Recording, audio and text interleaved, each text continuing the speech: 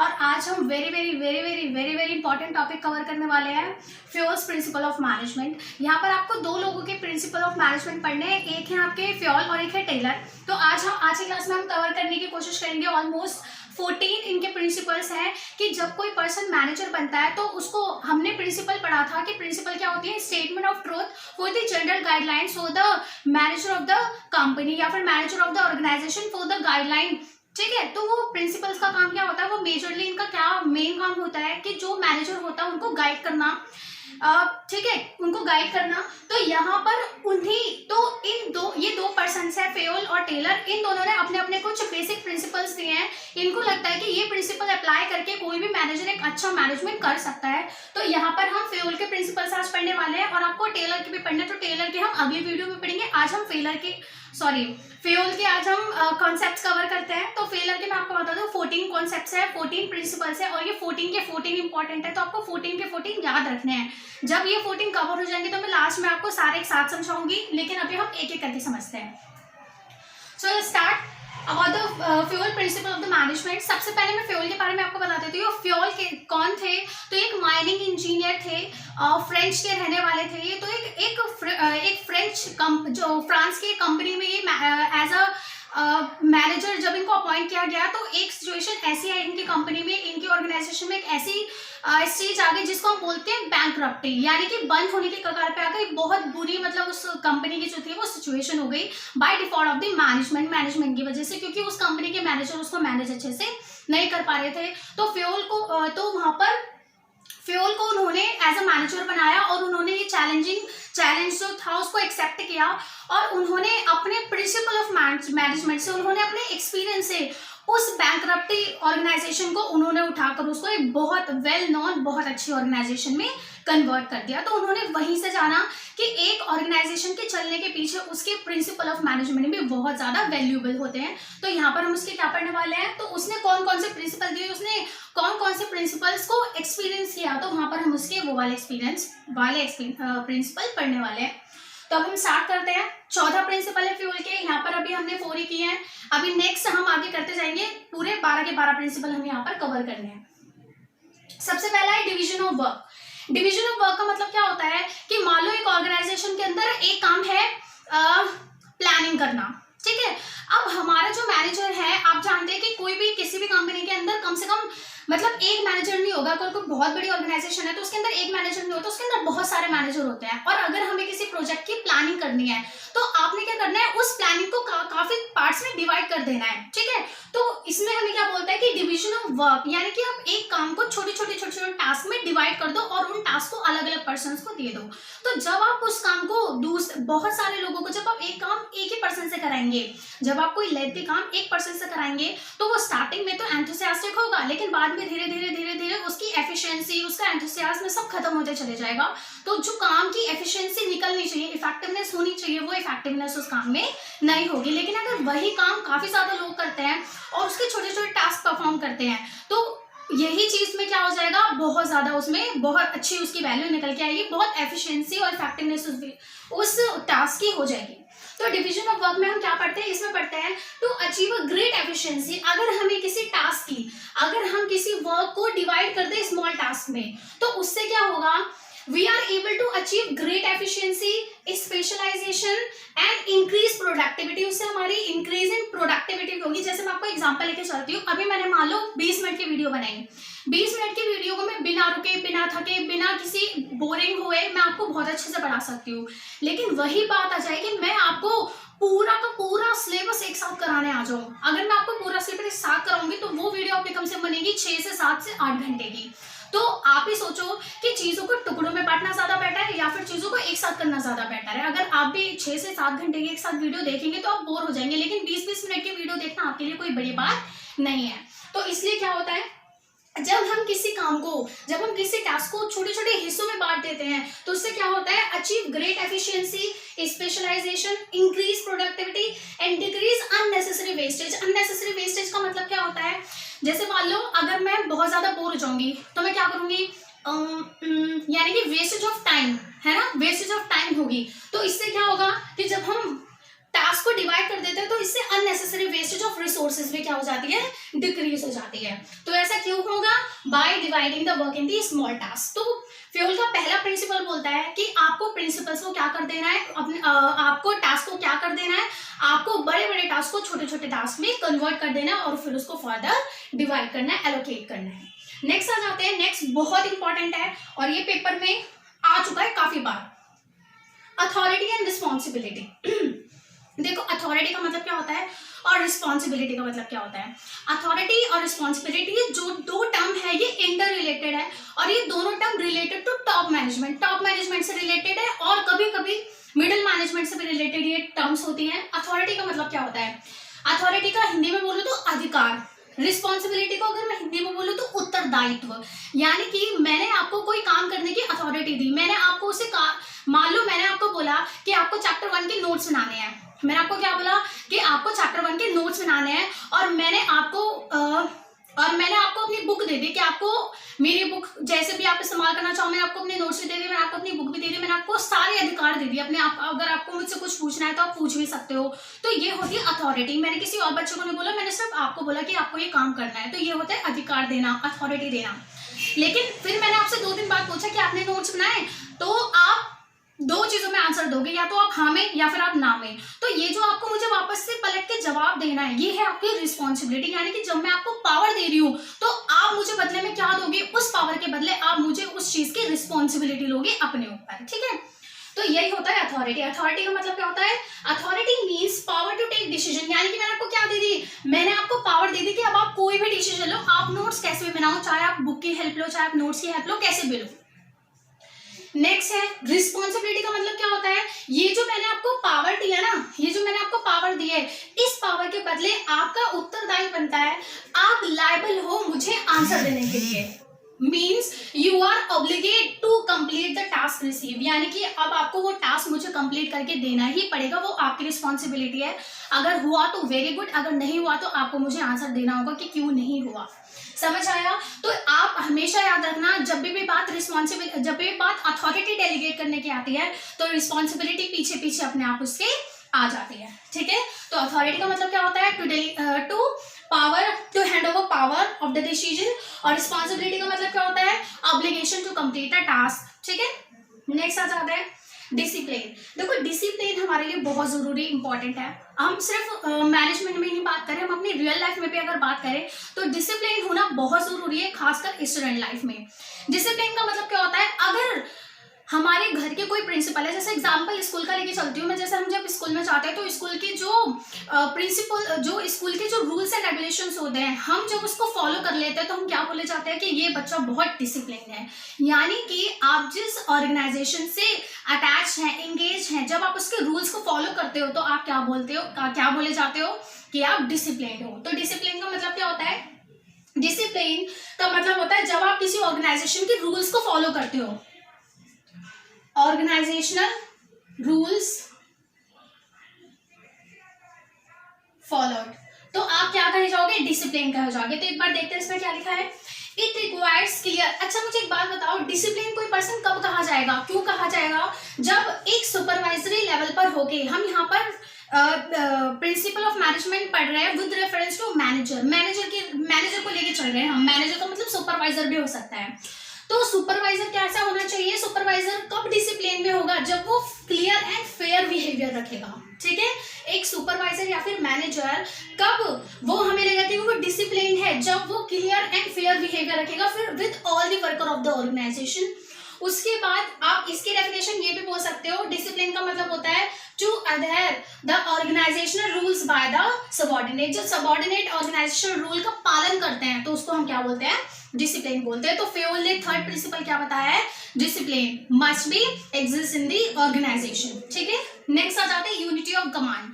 अब देखो यहाँ पर आपके ये प्रिंसिपल आपको भी ऐसे याद हो जाएंगे, unity of command and unity of direction, इन दोनों को आप साथ ही याद रखो क्योंकि इन दोनों में थोड़ा सा कंफ्यूजन होता है और 3 नंबर में कभी कभी क्वेश्चन भी आ जाता है कि डिफरेंस बताओ, unity of demand, unity of command and unity of direction में क्या डिफरेंस होता है। तो ये डिफरेंस भी हमें समझना पड़ेगा, तो वो हम बाद में समझेंगे। जब हम दोनों चीजें समझ लेंगे उसके बाद में आपको दोनों के बीच में डिफरेंस समझाऊंगी। सबसे पहले देखते हैं unity of command. Unity of command का मतलब क्या होता है, यूनिटी का मतलब होता है एकता। एकता का मतलब एक सिंगल ठीक है, आगे देखते हैं यूनिटी ऑफ कमांड। कमांड का मतलब क्या है, जब कोई सुपीरियर जो उसका सबऑर्डिनेट होता है उसको जब कमांड देता है, कोई ऑर्डर देता है, कोई इंस्ट्रक्शन देता है, तो उसको हम कमांड बोलते हैं। यूनिटी ऑफ कमांड का मतलब क्या है कि अगर कोई सबऑर्डिनेट है, अगर कोई सबऑर्डिनेट है तो उसको सिर्फ एक ही जगह से क्या मिलनी चाहिए, उसको सिर्फ एक ही सुपीरियर से कमांड मिलनी चाहिए। अगर उसे काफी ज्यादा सुपीरियर से कमांड मिलेगी तो वो क्या हो जाएगा, वो कंफ्यूज हो जाएगा, पजल्ड हो जाएगा, उसको समझ नहीं आएगा कि मैं किसकी बात पहले मानूं। या मान लो एग्जांपल लेके चलते हैं, मान लो ये है मैनेजर 1, मैनेजर 2, मैनेजर 3, ये 3 मैनेजर है और यहाँ पर है subordinate 1।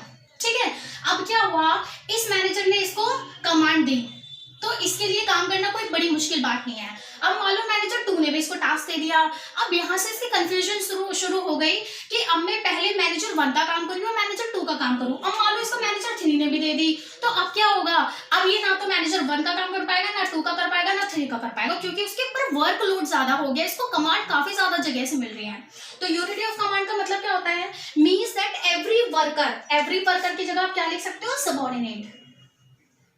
Every subordinate should receive order and instructions, जो उसको order and instructions मिलती है from the one superior only, सिर्फ एक ही superior से मिलनी चाहिए। अगर उसे एक से ज्यादा से मिलेगी तो क्या होगा, otherwise there will be confusion, conflict, overlapping of the activities। तो ये सारी बातें हमें ध्यान रखनी है। तो आज हमने क्या क्या पढ़ लिए, 4 हमने प्रिंसिपल्स कर लिए। सबसे पहले हमने क्या करा था, division of work, authority and responsibility, third था डिसिप्लिन, फोर्थ था यूनिटी ऑफ कमांड। तो अब इसके आगे के प्रिंसिपल देते हैं, that is unity of direction. सबसे पहले पढ़ा था हमने division of work. Division of work में हमने क्या पढ़ा था कि बड़े बड़े लेंथी काम को हमें छोटे छोटे टास्क में डिवाइड करके उसे एप्रोप्रिएट पर्संस को डिस्ट्रीब्यूट करने चाहिए, तो वो था डिवीजन ऑफ टास्क। इससे क्या होगा, एक डिवीजन ऑफ वर्क से क्या होगा कि डुप्लीकेसी ऑफ वर्क नहीं होगा और कंफ्यूजन नहीं होगी और काम जो है वो एफिशिएंसी हमें अचीव हो सकता है। तो ये हमने पढ़ा था डिवीजन ऑफ वर्क में। उसके बाद हमने अथॉरिटी एंड रिस्पॉन्सिबिलिटी पढ़ी थी। अथॉरिटी में क्या था, अथॉरिटी का मतलब होता है power to take decision, and responsibility का मतलब क्या होता है, जो हमने टास्क लिए थे, जो टास्क हमने परफॉर्म किए, जो अथॉरिटी हमें मिली थी, जो टास्क हमें मिले थे उसको टाइम पे कंप्लीट करना और उसके जो काम हमें मिला उसको टाइम से कंप्लीट करने की जो जिम्मेदारी थी, जो ऑब्लिगेशन थी, वो होता है रिस्पॉन्सिबिलिटी। थर्ड हमने कवर करा था डिसिप्लिन। डिसिप्लिन का मतलब क्या होता है, to adhere the organisational rules by the subordinate. जो जितने भी सबऑर्डिनेट हैं, जितने भी एम्प्लॉयज ऑर्गेनाइजेशन के अंदर, उनको ऑर्गेनाइजेशन रूल्स को फॉलो करना, वो क्या होता है, डिसिप्लिन कहलाता है। डिसिप्लिन भी हमारे लिए, ऑर्गेनाइजेशन के लिए बहुत इंपॉर्टेंट होता है, स्टूडेंट लाइफ के लिए भी बहुत इंपॉर्टेंट है।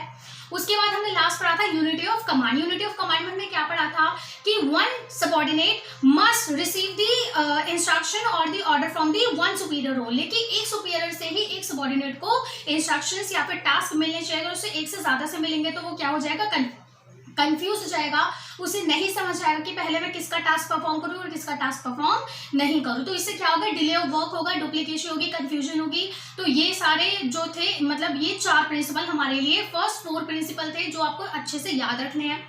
अब हम आज क्लास में करने वाले हैं 5th टू ऑलमोस्ट 10th तक कवर करने की कोशिश करेंगे। तो सबसे पहले आज हम 5th देखते हैं, यूनिटी ऑफ डायरेक्शन। अभी मैं आपको यूनिटी ऑफ कमांड और यूनिटी ऑफ डायरेक्शन दोनों एक साथ समझाऊंगी, दोनों में फर्क क्या होता है। यूनिटी ऑफ डायरेक्शन का मतलब क्या होता है, देखो यूनिटी ऑफ डायरेक्शन का मतलब होता है, आपको पता है कि हमारा सबसे पहला गोल होता है ऑर्गेनाइजेशनल गोल, यानी कि ऑर्गेनाइजेशन के अंदर जितने भी पर्संस काम कर रहे हैं, मान लेते हैं कि हमारे कपड़े बनाने की कंपनी है, मतलब हमारा टारगेट, अल्टीमेट टारगेट क्या होगा कि हमें अपनी सेल्स बढ़ानी है, हमें प्रॉफिट ज्यादा अर्न करना है। तो उसके लिए यहाँ पर एग्जांपल लेके चलते हैं कि हमें अपनी ऑलमोस्ट क्या करनी है, सेल्स इंक्रीज करती है। सेल्स इंक्रीज करने के लिए हमें यहाँ पर पता है कि हमारे यहाँ पर 3 डिपार्टमेंट है। सबसे पहला डिपार्टमेंट है प्रोडक्शन डिपार्टमेंट, उसके बाद है सेल्स डिपार्टमेंट और उसके बाद है यहाँ पर प्रोडक्ट एंड सेल, और यहाँ पर लेके चलते हैं परचेज डिपार्टमेंट। ठीक है, अब क्या हुआ, ये तीनों एक ऑर्गेनाइजेशन के अंदर अलग अलग डिपार्टमेंट है। इन तीनों डिपार्टमेंट का अल्टीमेट टारगेट क्या होना चाहिए कि हमारी सेल्स इंक्रीज हो। सेल्स इंक्रीज कब होगी, जब परचेज डिपार्टमेंट प्रोडक्शन डिपार्टमेंट को टाइम से रॉ मटेरियल परचेज करके देगा और प्रोडक्शन डिपार्टमेंट है वो सेल्स डिपार्टमेंट को टाइम से जो मटेरियल है उसके पास, वो फिनिश गुड में उसको कन्वर्ट करके देगा। और सेल्स डिपार्टमेंट का क्या काम है कि वो जो उसको फिनिश गुड मिले हैं, जो उसका माल तैयार हो गया, उसको वो टाइमली क्या कर दे, सेल कर दे। अगर इन तीनों, ये तीनों भी किस डायरेक्शन में चल रहे हैं, इन तीनों का भी क्या है, सेम प्लान है, same direction, same common goal है, तो इसी को बोलते हैं unity of direction. Unity of direction का मतलब होता है मतलब ग्रुप ऑफ पीपल जब एक ही डायरेक्शन में चलते हैं, एक ही कॉमन गोल को फॉलो करते हैं, तो उसे बोलते हैं यूनिटी ऑफ डायरेक्शन। जैसे activity should be directed toward the common goal, यानी कि इस ऑर्गेनाइजेशन के अंदर जितनी भी एक्टिविटीज हो रही है वो सारी की सारी उस कॉमन गोल को अचीव करने के लिए होनी चाहिए। एंड इट एडवोकेट्स, और ये क्या होती है, it advocates one head and one plan, यानी कि एक समय पर एक ही प्लान होना चाहिए, एक पर्सन को एक ही काम दिया जाना चाहिए, that is called as unity of direction. Unity of command में क्या पढ़ा था कि एक पर्सन को एक सबऑर्डिनेट को एक सुपीरियर से काम रिसीव होना चाहिए, लेकिन इसके अंदर हमने क्या पढ़ा है कि ऑर्गेनाइजेशन के सभी वर्कर्स जो है, सभी एम्प्लॉय जो है, उनका जो टारगेट है वो एक कॉमन गोल पे है। यानी कि हम इसको ऐसे समझ सकते हैं कि मान लेते हैं दिस इज आवर गोल, ये हमें गोल अचीव करना है, और ऑर्गेनाइजेशन के अंदर जितने भी पर्सन है वो सारे क्या आ रहे हैं, वो सारे के सारे यहाँ पर ये सारे एम्प्लॉयज हैं, तो सारे के सारे एम्प्लॉयज किसके ऊपर फोकस है, सारे के सारे गोल्स के ऊपर फोकस है।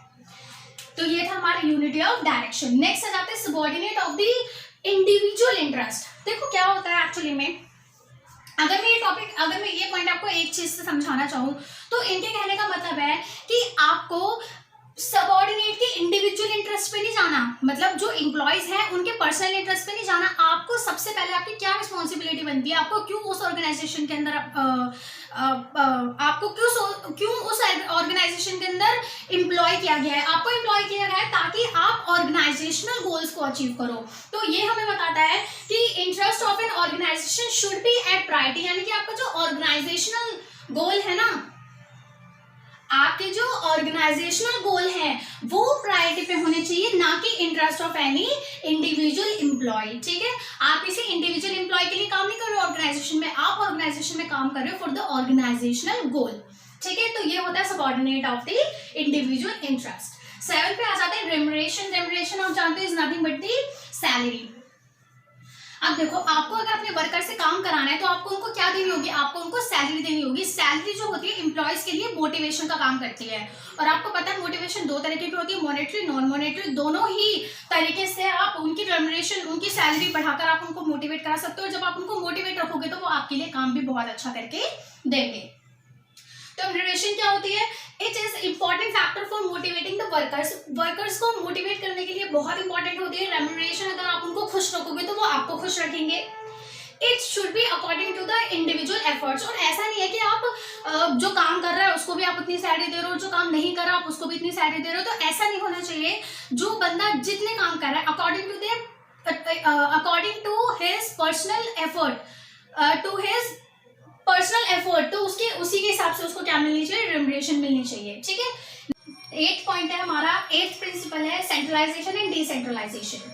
सेंट्रलाइजेशन का मतलब क्या होता है, जब आपकी पावर जो होती है वो सारी एक सेंटर पे आके कॉन्सेंट्रेट हो जाती है, और डिसेंट्रलाइज का मतलब होता है जब आपकी पावर सेंटर से निकल के अलग अलग जगह डिस्ट्रीब्यूट हो जाती है। जैसे एग्जांपल लेके चलते हैं, सेंट्रलाइज का मतलब होता है ये आपका सेंटर है, सेंटर का मतलब ये है टॉप लेवल मैनेजमेंट। जब आपकी सारी की सारी पावर्स एंड सारी की सारी अथॉरिटीज जो होती हैं जब वो इन टॉप लेवल मैनेजमेंट के हाथों में आ जाती है तो इसको बोलते हैं हम सेंट्रलाइजेशन। और डिसेंट्रलाइजेशन जस्ट इसका अपोजिट होता है, जब आपकी जो पावर्स होती हैं, आपकी जो अथॉरिटीज होती हैं, आपकी जो डिसीजन मेकिंग की पावर होती है, जब आप उसको टॉप मैनेजमेंट लेवल से हटाकर जब आपको डिफरेंट लेवल ऑफ मैनेजमेंट को दे देते हो, जैसे टॉप हो गया, मिडल हो गया, लोअर मैनेजमेंट हो गया, जब आप उसको डिस्ट्रीब्यूट कर देते हो at all level of the organisation तो उसको बोलते हैं डिसेंट्रलाइजेशन। ठीक है, सेंट्रलाइजेशन का मतलब जब सारी अथॉरिटीज एंड पावर सेंटर में आ जाती है, सेंटर क्या, टॉप लेवल मैनेजमेंट। डिसेंट्रलाइजेशन का मतलब क्या होता है, जब आपकी सारी पावर्स एंड अथॉरिटी सेंट्रलाइज से हटकर डिसेंट्रलाइज हो जाती है। डिसेंट्रलाइज का मतलब क्या है, टॉप लेवल मैनेजमेंट के हाथ से निकल के कहाँ पे जा रही है, डिफरेंट लेवल ऑफ मैनेजमेंट पे जाती है, जैसे लोअर पे जा सकते हैं, मिडिल पे जा सकते हैं। तो एक बार देख लेते हैं इसकी डेफिनेशन। सेंट्रलाइजेशन क्या होता है, centralisation means concentration of decision making authority. Decision making authority क्या हो जाती है, in few hands at the top level. जब आपकी डिसीजन मेकिंग की जो डिसीजन मेकिंग करने की जो आपकी पावर है वो कुछ लिमिटेड हैंड्स में आ जाती है, यानी कि टॉप लेवल मैनेजमेंट है और उसके रिगार्डिंग कोई भी डिसीजंस नहीं ले सकता। इसका जस्ट अपोजिट होता है डिसेंट्रलाइजेशन का मतलब क्या होता है, means distribution of the power at the every level of management, every level of management पे अपनी पावर्स को डिस्ट्रीब्यूट करना is called as centralization and decentralization. Next आ जाता है ninth is scalar chain. Scalar chain क्या होती है? ये चेन की तरह काम करती है। ये क्या है? ये एक फॉर्मल लाइन है, ठीक है, एक फॉर्मल लाइन है, जैसे स्टूडेंट और टीचर के बीच में एक फॉर्मल लाइन होती है ना, तो ये एक उसी तरीके की फॉर्मल लाइन है। जैसे क्या, जैसे फ्रेंड्स के बीच में कोई फॉर्मल लाइन नहीं होती, लेकिन अगर आप देखिए बॉस और सबऑर्डिनेट के बीच में एक फॉर्मल लाइन होती है, स्टूडेंट और टीचर के बीच में एक फॉर्मल लाइन होती है, तो उस लाइन को हम क्रॉस नहीं कर सकते। अगर हम उसे क्रॉस करते भी है तो वो एक इमरजेंसी सिचुएशन होती है। जैसे यहाँ पर एग्जांपल लेके बताऊंगी मैं आपको।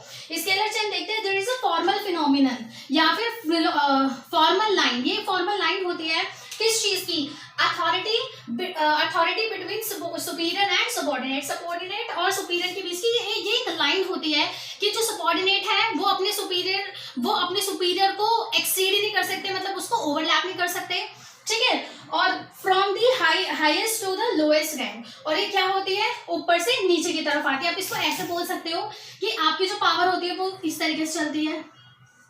इसमें आप लेवल ऑफ मैनेजमेंट का एग्जांपल ले सकते हो, इसको स्केलर चेन बोलते हैं हम, ठीक है। आपका जो लेवल ऑफ मैनेजमेंट है वो क्या चल रहा है? ऊपर से नीचे चल रहा है। और जो फीडबैक होता है वो क्या चलते हैं? जो ऑर्डर होते हैं वो आपके क्या चलते हैं? ऊपर से नीचे। और जो आपके फीडबैक होते हैं वो क्या होते हैं?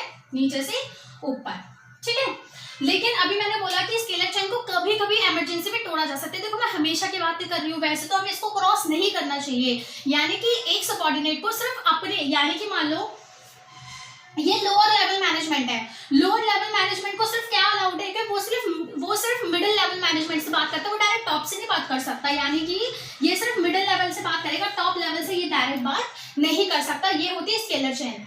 अगर उसने ऐसा किया कि वो इसको छोड़ के डायरेक्ट इससे बात कर रहा है तो वो स्केलर चेन के प्रिंसिपल को तोड़ देगा, ठीक है। वो ऐसा कब कर सकता है? जब कोई इमरजेंसी ऑर्डर हो जो उसे डायरेक्ट मिडल से बात ना करके, या फिर हो सकता है एब्सेंस ऑफ द मिडल, या फिर हो सकता है कि वो ये इमरजेंसी सिचुएशन है कि जो लोअर मैनेजमेंट है उसे डायरेक्ट टॉप लेवल मैनेजमेंट से बात करना है, तो ये स्केलर चेन को तोड़ा भी जा सकता है, लेकिन कंपलसरी नहीं है कि आप इसको तोड़ो, यानी कि आप इसको मेंटेन करके रखना है। और ये क्या होती है? फॉर्मल लाइन होती है between subordinate and superior level, ठीक है। तो सबसे पहले 10th पे आते हैं। 10th क्या था? 10th क्या है? ऑर्डर। ऑर्डर क्या होते हैं? A company should maintain well-defined work order. Work order का मतलब है कि हर पर्सन को, जो पर्सन जिस काम के लायक है उसे वही काम मिले, यानी कि जो पर्सन जिस काम के लायक है उसे वो काम मिले, और वो काम टाइम पे पूरा भी होना चाहिए, तो इसको हम बोलते हैं order. A company should maintain a well-defined work order, ठीक है। और आपको पता है कि वर्क जो होती है, वर्क असाइन करने का काम किसका होता है? मैनेजमेंट का, तो इसलिए ऑर्डर जो है वो मैनेजमेंट के प्रिंसिपल में इंक्लूड किया गया है, क्योंकि बेसिकली ऑर्डर बनाने का काम होता है मैनेजमेंट का। किस लिए ऑर्डर की जरूरत है? To have a favourable condition. Favourable condition किससे रिलेटेड? पीपल एंड मटेरियल, ठीक है। पीपल एंड मटेरियल को एक तो फेवरेबल कंडीशन उनसे रिसीव करने के लिए और उनको अच्छा वर्किंग एनवायरनमेंट देने के लिए, and people and material should be suitable places and at appropriate time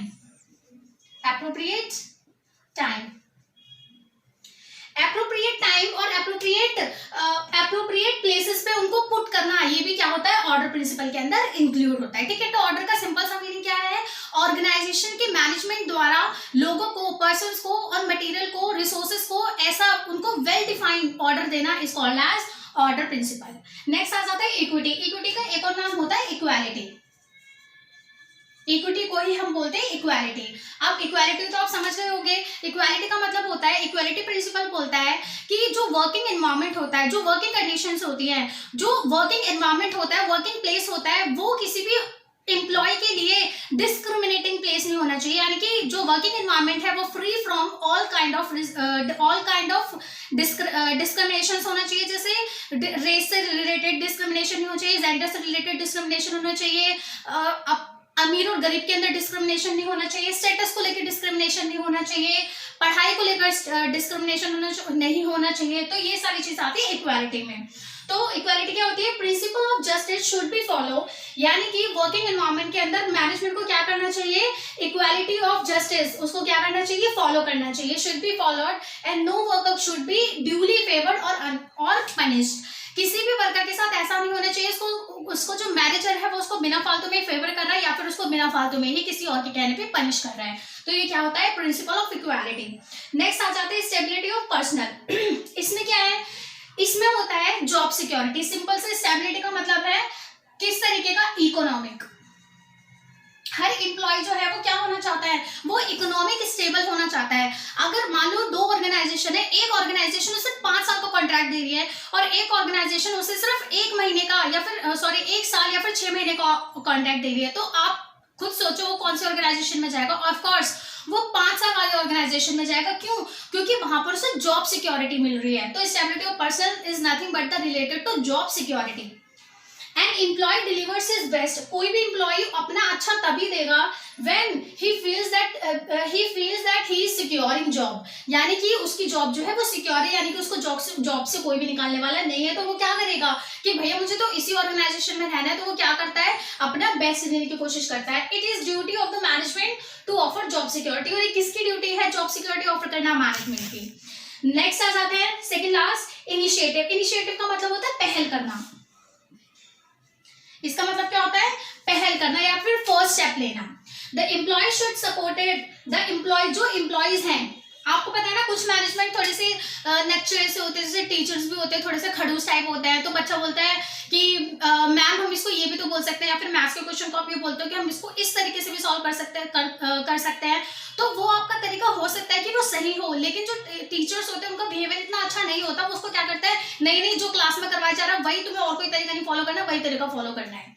तो ऐसे ही कुछ मैनेजर्स होते हैं, उनको सिर्फ ये लगता है कि नहीं, जो हमने बोल दिया, जो हमने ऑर्डर्स बना दिए, जो हमने डिसीजन ले लिया वही परफेक्ट है, उसके अलावा कोई दूसरा तरीका हो ही नहीं सकता। नहीं, ये वाली अप्रोच फेयोल प्रिंसिपल के अकॉर्डिंग नहीं है। वो बोलता है कि आपको अपने एम्प्लॉयज को, क्योंकि वो आपसे ज्यादा वर्किंग फिजिकल वर्क जो है वो लोग पूरा कर रहे हैं, तो उनको ज्यादा एक्सपीरियंस है, तो आप उनको अपॉर्चुनिटीज दो कि वो पहले इनिशिएटिव करें, वो नए नए डिसीजंस, वो नए नए टास्क निकालने की कोशिश करें, नए नए ऑफर्स देने की कोशिश करें। तो इनिशिएटिव क्या होता है, एम्प्लॉय शुड बी सपोर्टेड। अगर वो कोई काम की पहल कर रहे हैं, इनिशिएटिव कर रहे हैं, कोई डिसीजन ले रहे हैं, कोई फीडबैक दे रहे हैं, तो एम्प्लॉय जो है वो क्या किए जाने चाहिए, सपोर्टेड और इनकरेज करे जाने चाहिए by the management to take initiatives. उनको अपॉर्चुनिटी देनी चाहिए। इससे क्या होगा, मैनेजमेंट के लिए भी अच्छा, मैनेजमेंट को भी नई नई चीजें पता चलेंगी, मैनेजमेंट के लिए भी काफी फेवरेबल हो जाएगा।